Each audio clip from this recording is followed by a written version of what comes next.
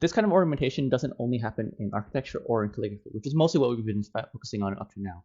It also happens in things like tiles and rugs. And so this is one of the reasons why we'll actually be looking at this while we're during our time in Oban.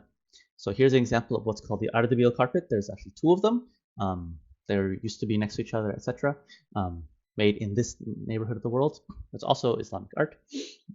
And you probably saw them all over the place when you're in Istanbul and every time you're in a mosque. And also most people have their own prayer rug, or most families or most units will have a prayer rug to pray upon. But it's also exhibits what is quality and what is art in Islam. Rugs are usually, this is how massive this thing is.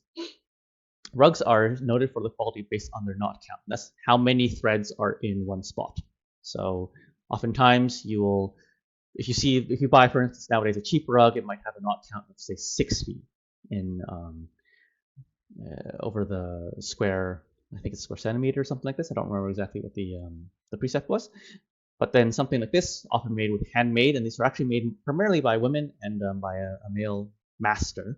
You can actually, his signature is here. Those have extremely high thread counts, which shows the quality of the rug and actually allows them to last longer and keep their color longer, and just shows the wealth and time involved in the creation of that carpet. This one has I think a thread count of a knot count of 300. I just don't remember I think it's per square centimeter or something like that. You can see these lamps are inspired by the architecture. You probably would have seen those lamps in Istanbul. And so it's kind of all the arts are influencing each other at all times. It's the best way to think about it. That Timurid legacy, as I was talking about, from the Samanid legacy, from present Iran, etc., the Safavids, etc., goes on to influence the Mughals, which are the people in present-day Pakistan and present-day India who claimed that they were descended from Tamerlane, who also claimed that he was descended from Genghis Khan.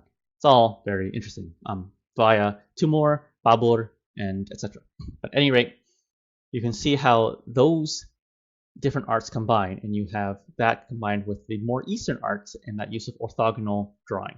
This is where it gets into the way that you guys will draw.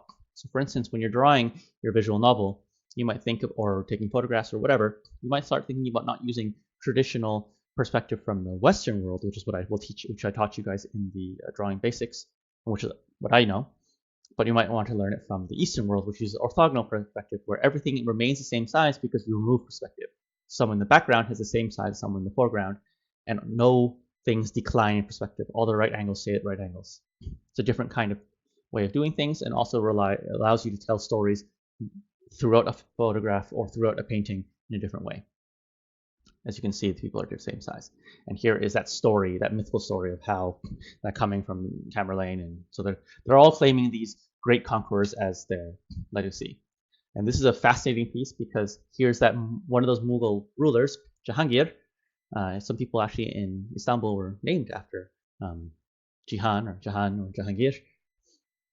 We're basically showing off how much better he is than everyone else. He's better than the Sheikh, but kind of equal at the same time, right? He's better than the Ottoman ruler over here, and he's definitely better than this king, right? Which king do you think that is? It's a British king. I guess English king, technically. Why am I skipping around? And then here's the painter himself, Bichitr, who was the painter of that painting. And he has a miniature of his painting of the painting within the painting, as you can see over there. Right there.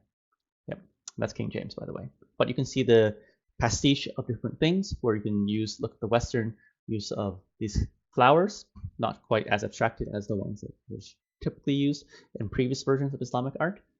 Here's that crescent from Islamic tradition with cherubs from the Western tradition from Greek and Romans into the Renaissance, with Arabic calligraphy and all these different things combined together onto him dominating time by sitting his butt on top of an hourglass to show that he also rules over time.